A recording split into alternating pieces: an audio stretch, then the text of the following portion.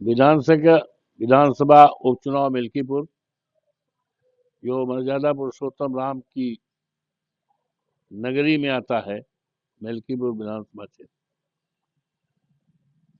आज मतगणना शुरू है। मुझे तीर्थतुल्य मतदाताओं पर,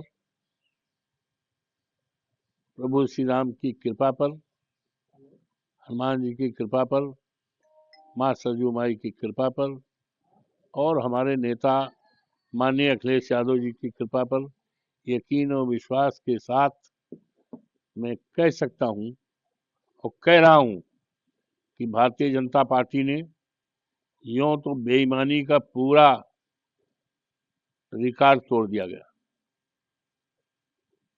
विश्व में जो गिनीज में नाम दर्ज किया है बेईमानी में, और इसके बारे में हमने बहुत पहले कई बार, यहाँ तक 4 फरवरी को चुनाव आयोग भारत सरकार, चुनाव आयोग उत्तर प्रदेश और जो हमारे यहाँ पर चुनाव में ऑब्जर्वर आए थे 2, उनके सामने पूरी बात रख दिया था।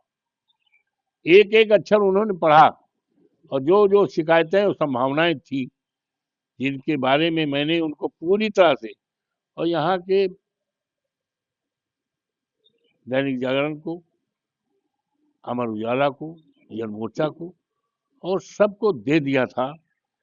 और चुनाव जब हो रहा था तो जिन जिन शिकायतों पर, संभावनाओं पर मैंने दिया था, वो सारी हमारी शिकायतें, संभावनाएं पूरी तरह से उस समय साबित हो रही थी। जिस समय बूथों पर भारतीय जनता पार्टी के गुंडे कैप्चर कर रहे थे, यहाँ तक पीठासीन अधिकारी बटन दबा रहे थे, इसकी शिकायतें दिया। लेकिन उन शिकायतों पर जो ऑब्जर्वर आए थे, अटेंड करते थे जरूर, हाँ जी करते, लेकिन कुछ नहीं किया और पूरी तरह से लूटपाट किया गया। इसके बावजूद भी भारतीय जनता पार्टी हारेगी।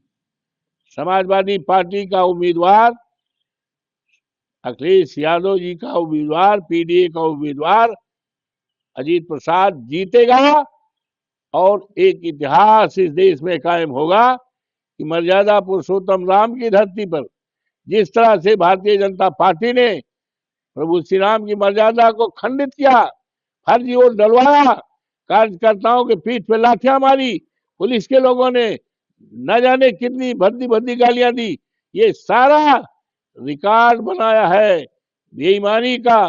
और अफसोस है कि चुनाव आयोग पूरी तरह से खामोश रहा।